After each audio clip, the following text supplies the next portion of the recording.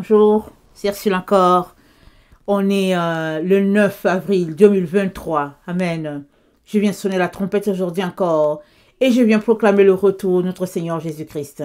Amen et alléluia. Soyons tous bénis, soyons remplis de sa joie.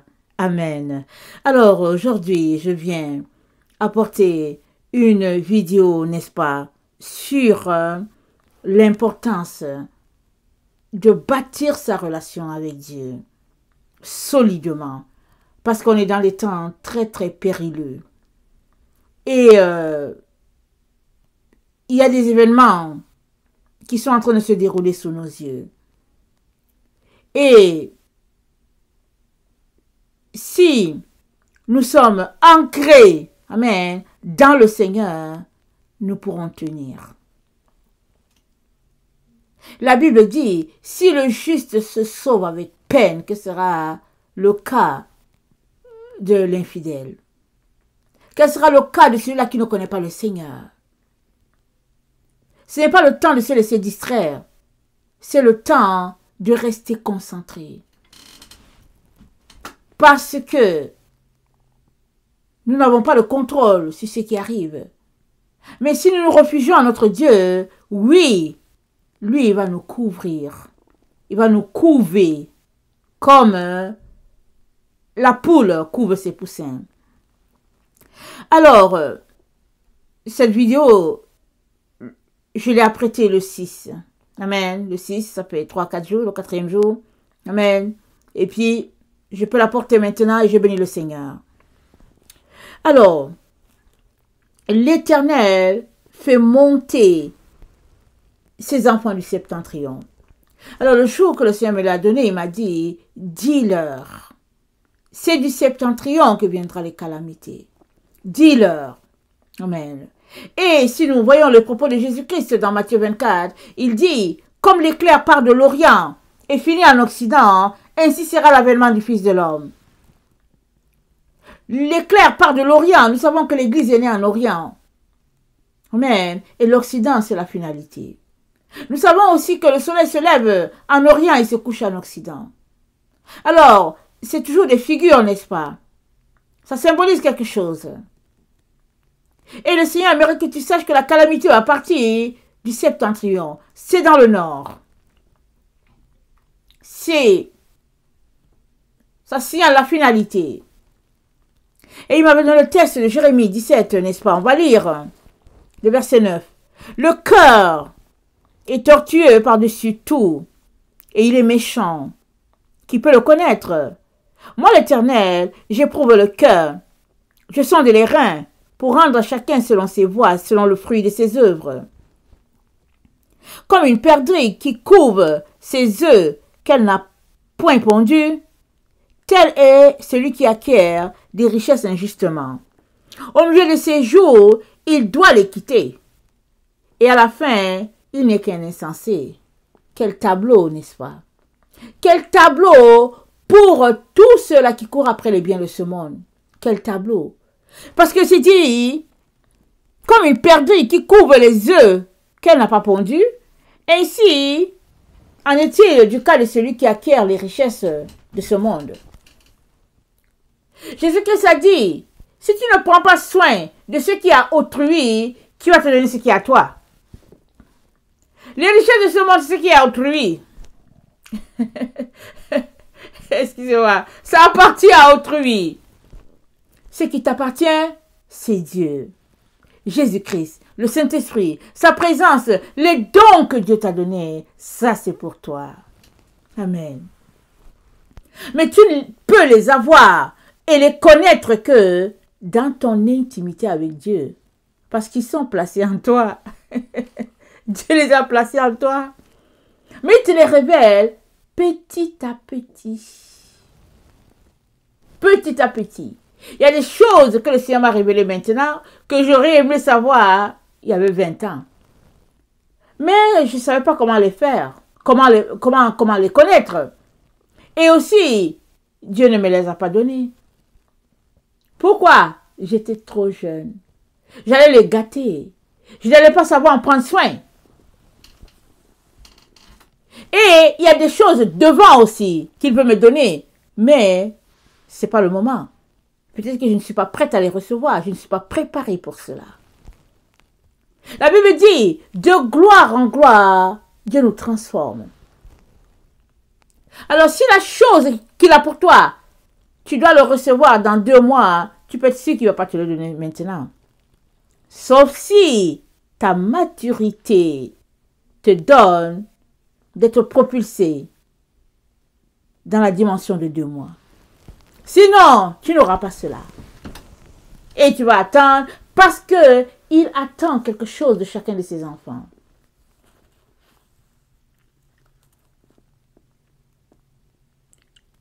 Alors, il dit au milieu des jours, cette personne doit quitter ces richesses-là.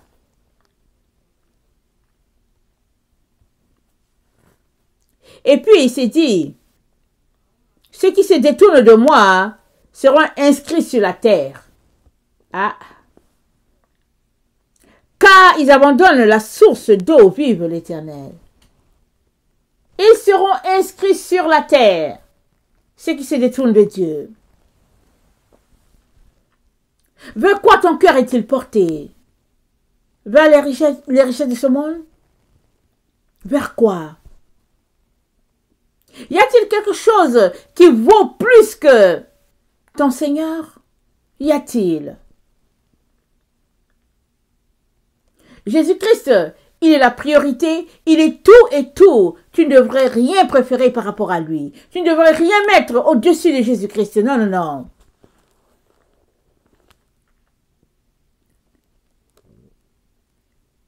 Verset 14. Guéris-moi, Éternel, et je serai guéri. Sauve-moi et je serai sauvé, car tu es ma gloire.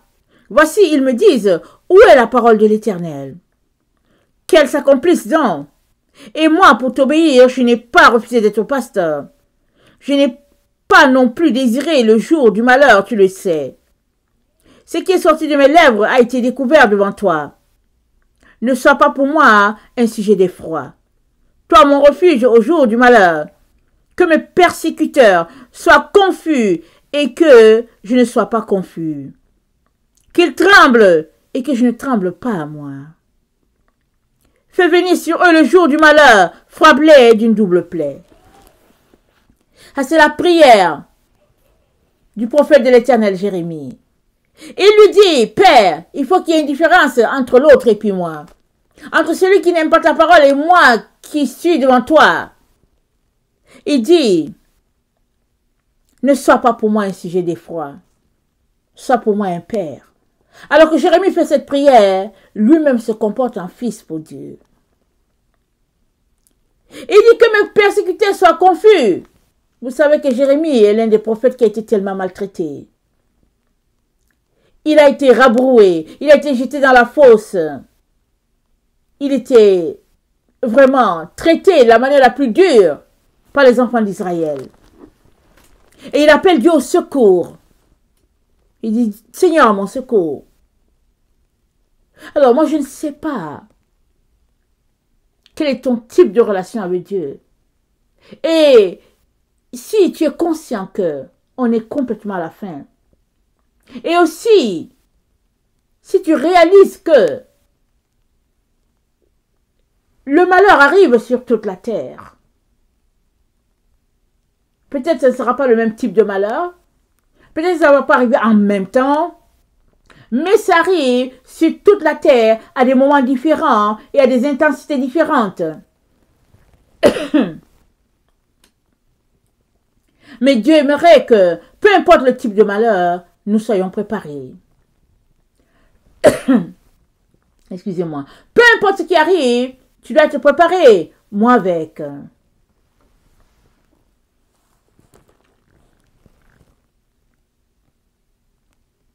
Et il nous dit, par la bouche du prophète Jérémie, de respecter sa parole, de respecter sa loi.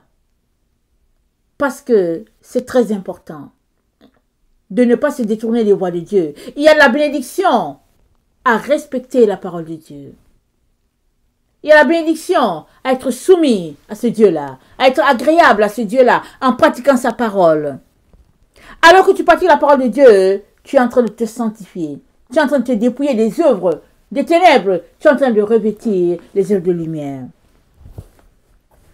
Alors, le verset 19 dit, « Ainsi m'a parlé l'Éternel, va et tiens-toi à la porte des enfants du peuple, par laquelle entrent et sortent les rois de Juda, et à toutes les portes de Jérusalem. Tu leur diras, écoutez la parole de l'Éternel, roi de Juda, et tout Juda, et vous tous habitants de Jérusalem, qui entrez par ces portes. Ainsi par l'Éternel, prenez garde à vos âmes. Ne portez point le fardeau le jour du sabbat. Et n'en introduisez point par les portes de Jérusalem. Ne sortez pas de vos maisons aucun fardeau le jour du sabbat. Ne sortez de vos maisons aucun fardeau le jour du sabbat. Et ne faites aucun ouvrage, mais sanctifiez le jour du sabbat, comme je vous l'ai ordonné à vos pères. Ils n'ont pas écouté. Ils n'ont pas prêté l'oreille. Ils ont raidi leur cou pour ne point écouter et ne point recevoir instruction. Si vous m'écoutez, dit l'Éternel, si vous m'introduisez point de fardeau par les portes de cette ville le jour du sabbat, si vous sanctifiez le jour du sabbat et ne faites aucun ouvrage ce jour-là, alors entreront par les portes de cette ville les rois, les princes assis sur le trône de David. Montez sur les chars et sur les chevaux. Eux et leurs princes, les hommes de Juda et les habitants de Jérusalem, et cette ville sera habitée à toujours. On viendra des villes de Juda et des environs de Jérusalem, du pays de Benjamin, de la vallée, de la montagne du Midi, pour amener les holocaustes et des victimes, pour apporter les offrandes et de l'encens, pour offrir des sacrifices et d'actions de grâce dans la maison de l'Éternel. Mais, si vous n'écoutez pas, quand je vous ordonne de sanctifier le jour du sabbat, de ne porter aucun fardeau, de ne point en introduire par les portes de Jérusalem le jour du sabbat, alors j'allumerai un feu aux portes de la ville. Et il dévorera les palais de Jérusalem et ne s'éteindra point. Amen. Et cette parole, Jérémie l'a donnée à Jérusalem, à Israël depuis. Et toute la terre a été infectée, n'est-ce pas, par la désobéissance. Alors, Israël a bu la coupe. Amen. Et toute la terre a bu la coupe. Et finalement, Dieu a donné une prophétie à Daniel. Il a dit, ça va durer 70 ans. Et là, nous sommes dans ce que Dieu avait prophétisé. Toutes les nations ont bu de la coupe de la fureur de Dieu. Et Dieu dit qu'il va guérir Jacob. Il va guérir Israël. Mais pourquoi va-t-il guérir Israël et Jacob? Parce qu'Israël a aussi péché. Amen. Israël a aussi péché. Jérusalem a péché. Juda a péché. Tout le monde a péché. Mais Dieu dit, il va guérir. Mais est-ce que c'est Israël physique qu'on voit? Non. Il va guérir quiconque vient devant lui, genou au sol, pour se repentir. Pour dire, Père, pardonne-moi, j'ai péché.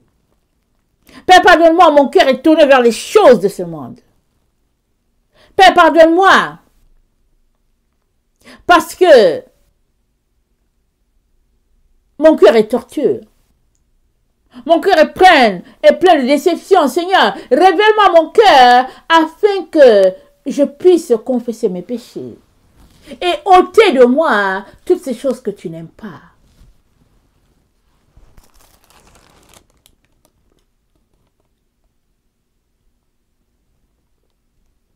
On passe le temps à acquérir des richesses. On court par-ci, par-là pour chercher les biens de ce monde.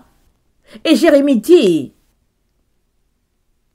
comme une perdrix qui couvre des œufs qu'elle n'a point pondus. Tel est celui qui acquiert des richesses injustement. Et Jésus-Christ a dit quoi? Il a dit, faites-vous des amis avec les richesses injustes, afin qu'ils puissent vous accueillir au tabernacle éternel. Question de dire que Jésus-Christ doit être notre seule richesse. Notre cœur doit être fixé sur Dieu et non sur ce monde. Et puis c'est bien, parce que le monde passe. Mais celui-là qui se confie en l'éternel demeure éternellement. Et donc Dieu dit à Israël, respecte mes sabbats. Respecte mes sabbats. Mais c'est quoi le sabbat? On y lire Exode. Exode 20. Le verset.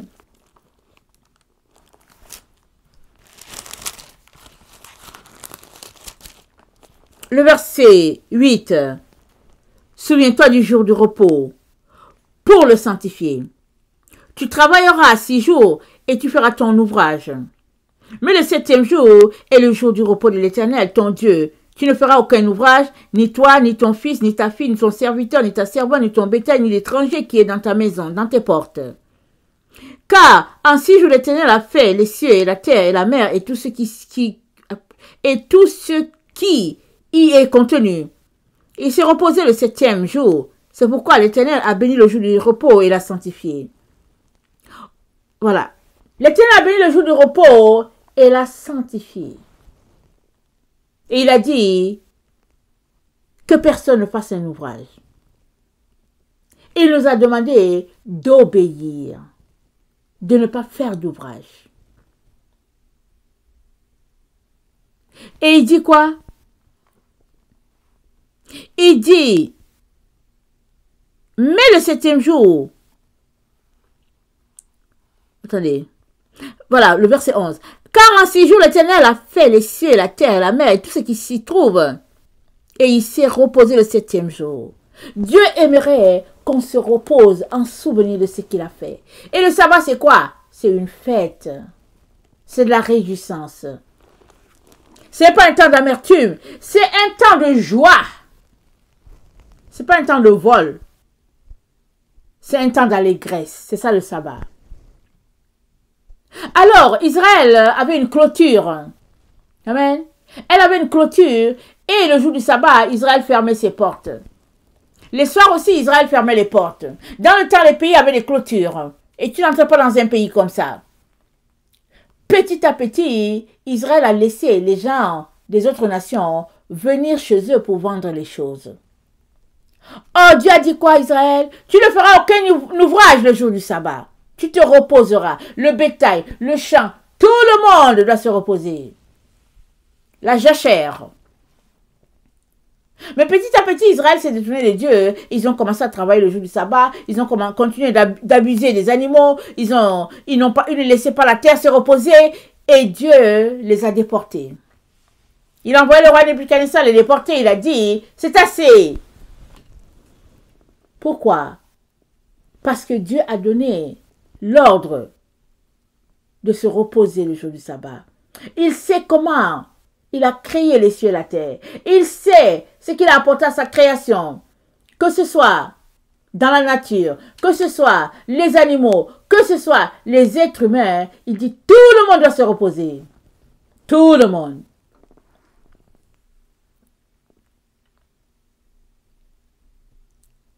Et il dit, vous sanctifierez mes sabbats. D'abord pour nous-mêmes, parce qu'il nous veut du repos. Le bétail, il veut aussi. Amen. Mais aussi, il veut aussi que les gens qui sont autour de nous connaissent notre Dieu par notre attitude. Il veut que les gens sachent que il y a un jour ici où il y a un certain peuple qui ne travaille pas. Ézéchiel 20, le verset 20.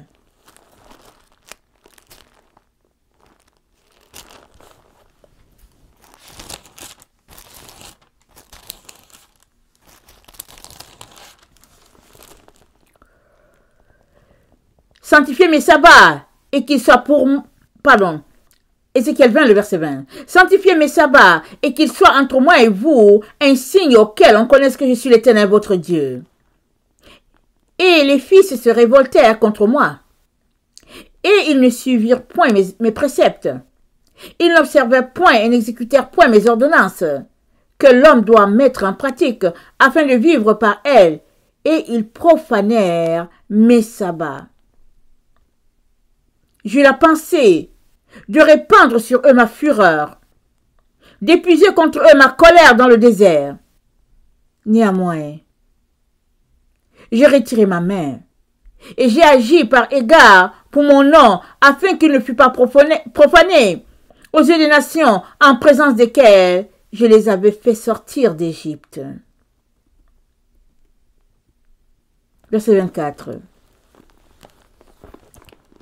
Parce qu'ils ne mirent pas en pratique mes ordonnances, parce qu'ils rejetèrent mes préceptes et profanèrent mes sabbats, et tournèrent leurs yeux vers les idoles de leurs pères.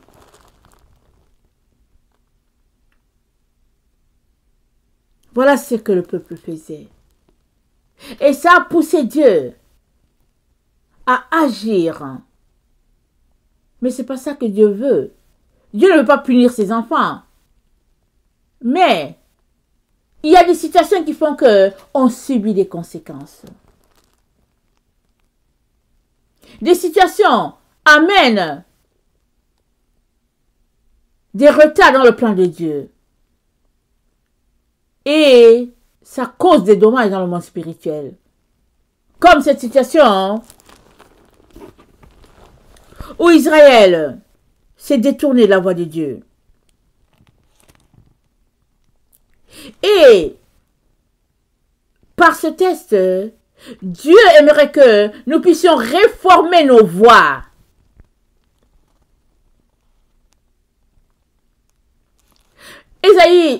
Jérémie 18, le verset 11. Parle maintenant aux hommes de Juda et aux habitants de Jérusalem et dis, ainsi parle l'Éternel, voici, je prépare contre vous un malheur.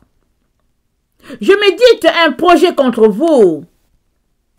Revenez chacun de votre mauvaise voie, réformez vos voies et vos œuvres. Mais ils disent, c'est en vain, car nous suivrons nos pensées. Nous agirons chacun selon les penchants de notre mauvais cœur. C'est pourquoi ainsi parle l'Éternel, interrogez les nations.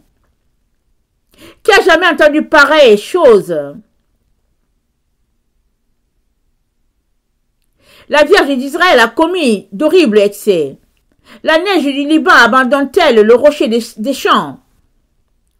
Où voit-on tarir les eaux qui viennent de loin, fraîches et courantes? Cependant, mon peuple m'a oublié. Il offre de l'encens à des idoles. Il a été conduit à chanceler dans ses voies, à quitter les anciens sentiers, pour suivre les sentiers des chemins non frayés. Ils ont fait de leur pays un objet de désolation, d'éternelles moqueries. Tous ceux qui y passent sont stupéfaits et secouent la tête. Pareil au vent d'Orient, je les disperserai devant l'ennemi. Je leur tournerai le dos et je ne les regarderai pas au jour de leur détresse. Voilà ce que Dieu dit. Il ne nous regardera pas au jour de la détresse. Et il y a une détresse qui arrive. Toute la terre sera dans la détresse. Parce que Jésus-Christ a dit dans Matthieu 24, vous entendez parler de guerre, de bruit de guerre. Il dit, ça doit arriver. Un peuple s'élèvera contre un autre. Ça doit arriver. Une nation contre une autre nation. Ça doit arriver. Mais dans la détresse, on ne sait pas quand ça vient. On ne sait pas. Mais si on réformait nos voies et qu'on dépendait totalement de Dieu, Dieu enverrait du secours pour ceux-là qu'il aime. Alors il vient aujourd'hui par ce texte de nous dire d'observer ses commandements. Il vient nous dire de rentrer en nous-mêmes et de nous assurer que nous sommes en train de marcher selon ses voies, selon ce qu'il attend de nous.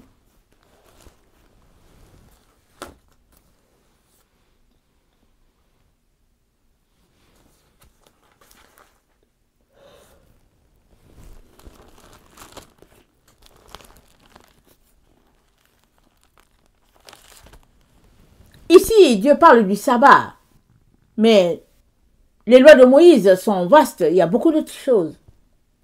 Alors peut-être que dans ton cas, c'est le sabbat, peut-être que dans le cas de l'autre, c'est tout simplement convoiter. Peut-être que dans le cas d'une autre personne, c'est tout simplement manquer de respect envers Dieu. Je ne sais pas ce que c'est pour chacun. Mais toujours est-il que nous devons observer toute la loi de Dieu.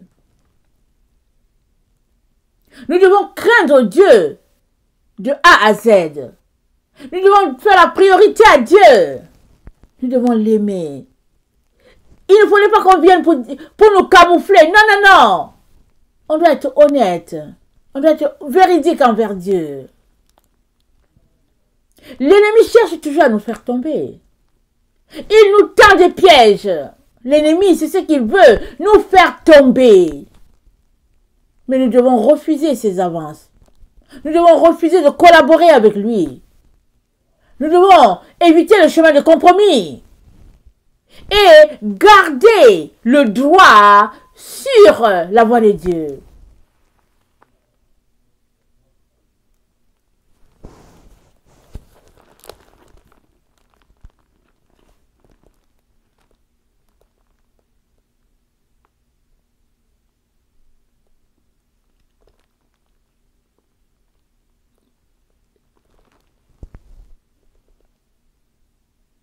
Qui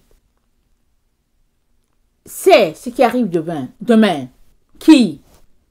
Seul celui qui marche avec Dieu, à qui Dieu veut communiquer qu'il y a quelque chose qui arrive. Sinon, on ne sait pas. On sait seulement que la terre est en confusion et que c'est le trouble partout.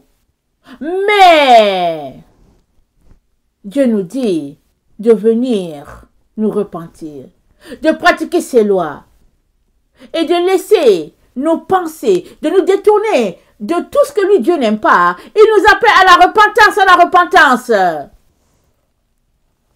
Parce que le trouble arrive. Et il part du septentrion.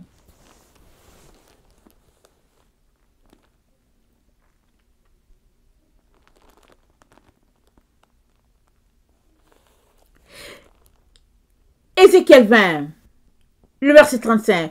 Je vous amènerai dans le désert des peuples, et là, je vous jugerai face à face. Comme je suis entré en jugement avec vos pères dans le désert du pays d'Égypte, ainsi j'entrerai en jugement avec vous, dit le Seigneur l'Éternel. Je vous ferai passer sous la verge, et je vous mettrai dans les liens de l'alliance. Je séparerai de vous les rebelles et ceux qui me sont infidèles. Je les tirerai du pays où ils sont étrangers, mais ils n'iront pas au pays d'Israël, et vous saurez que je suis l'Éternel. On est dans le temps, mes frères, mes sœurs, où Dieu est en train de faire la séparation entre les gens. Dieu est en train de séparer le bon grain d'avec le mauvais. On est dans le désert des peuples. Regardez autour de vous tout ce qui se passe. On est dans le désert. Mais il y en a plusieurs qui courent après les biens du monde. Et parce qu'ils ont le bien, parce qu'ils ont le matériel, ils ne voient pas le désert. Mais le désert est là. Il est là devant nous. On est en plein désert. Le désert de la parole. On a soif d'entendre la parole de Dieu. On a soif de vérité. Mais malheureusement, on continue de courir après ce qui ne nourrit pas, après ce qui ne rassasie pas. Et Dieu vient aujourd'hui nous dire, le malheur arrive. Il arrive du septentrion. Il dit, réveillez-vous. Ésaïe 63, le verset 7. Je publierai les grâces de l'Éternel, les louanges de l'Éternel, d'après ce que l'Éternel a fait pour nous. Je dirai sa grande bonté envers la maison d'Israël, qu'il a traité selon ses compassions et la richesse de son amour. Il avait dit, certainement ils sont mon peuple.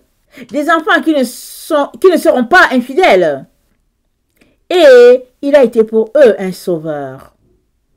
Dans toute leur détresse, ils n'ont pas été sans secours. Et l'ange qui est devant sa face les a sauvés.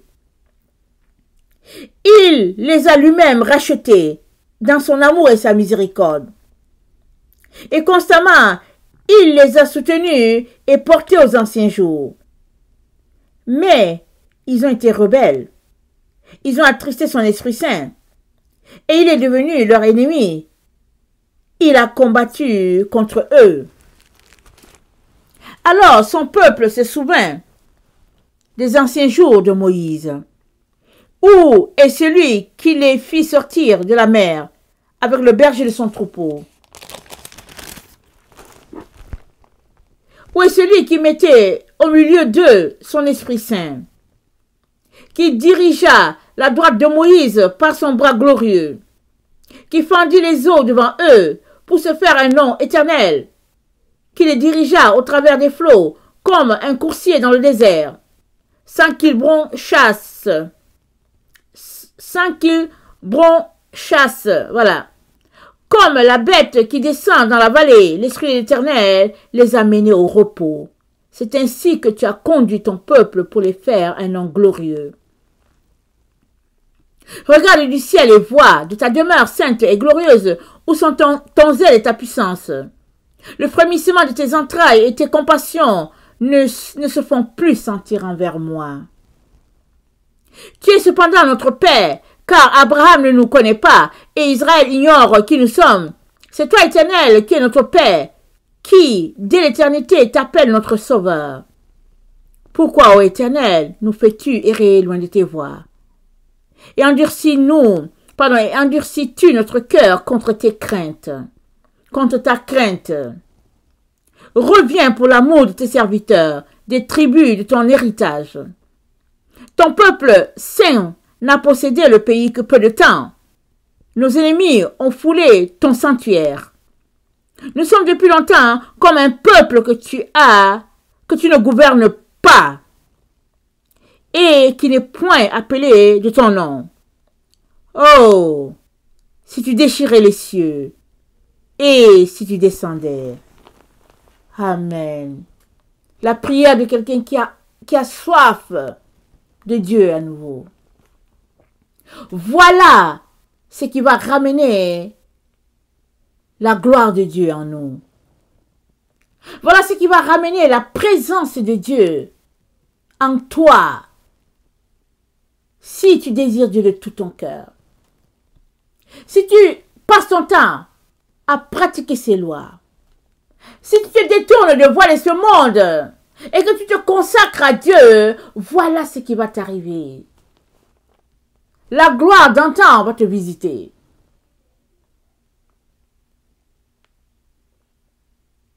Le Dieu d'Israël sera ton Dieu.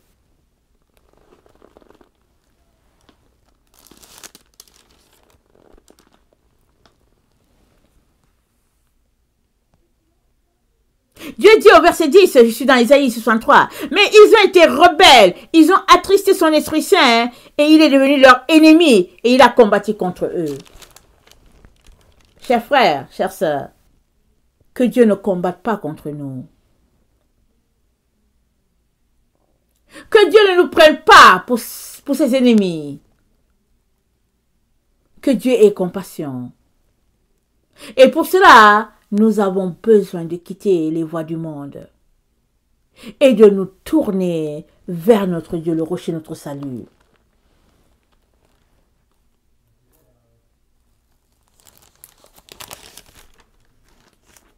Amos 5, le verset 24 nous dit ceci. Amos 5, le verset 24, ça dit « Mais que la droiture soit comme un courant d'eau et la justice comme un torrent qui jamais ne tarit. » Que la droiture soit comme un courant d'eau et la justice comme un troupeau qui jamais ne tarit. Le courant d'eau, c'est quoi? C'est la parole de Dieu. Il dit que la justice ne puisse pas tarir. Où est-ce qu'on la trouve? Dans la parole de Dieu. Droiture, justice, dans la parole de Dieu. Que ça ne tarisse pas. Que ça coule tout le temps. Et comme ça, Dieu sera à nouveau notre Père. La gloire de Dieu va nous visiter à nouveau. Et il sera notre protecteur. Dans ce temps de grande détresse,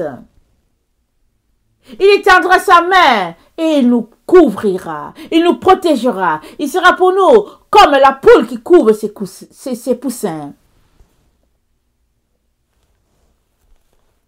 Je terminerai en lisant Apocalypse 22. Le courant d'eau, n'est-ce pas, qui coule du trône. Apocalypse 22, le verset 1. Et il me montra un fleuve d'eau de la vie, limpide comme du cristal qui sortait du trône de Dieu et de l'agneau. Au milieu de la place de la ville et sur les deux bords du fleuve, et il y avait un arbre de vie produisant 12 fois des fruits, rendant son fruit chaque mois, et dont les feuilles servaient à la guérison des nations. Il n'y aura plus d'anathème. Le trône de Dieu et de l'agneau sera dans la ville. Ses serviteurs le serviront et verront sa face. Et son nom sera sur leur front. Il n'y aura plus de nuit. Ils n'auront besoin ni de la lampe, ni de lumière, parce que le Seigneur Dieu les éclairera. Et ils régneront au siècle des siècles. Le courant d'eau, c'est l'eau, la parole de Dieu, limpide comme du cristal.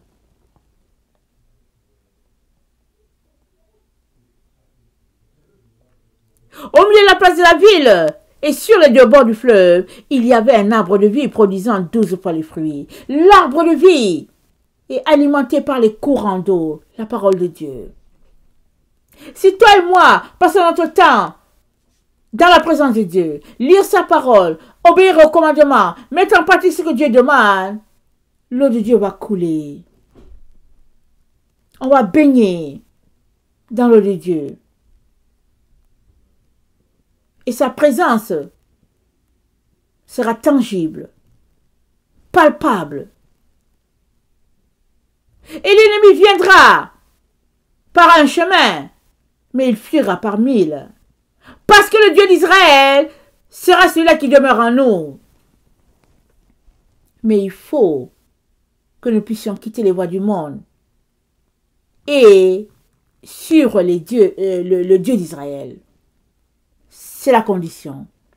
On ne peut pas en même temps aimer le monde et en même temps aimer le Dieu d'Israël. On ne peut pas en même temps dire qu'on appartient à Dieu et en même temps désobéir. Non, on ne peut pas. On doit obéir jusqu'au bout. On doit prier, demander à Dieu de nous aider dans nos déboires, dans nos défis, pour pouvoir arriver à obéir. Amen. Que le Seigneur bénisse sa parole. Que sa grâce soit abondante sur vous en ce jour. Et que vous puissiez tout faire pour vous mettre à obéir. C'est très important, mes frères et sœurs. C'est très important. Soyez bénis. Maranatha, Jésus revient. Amen.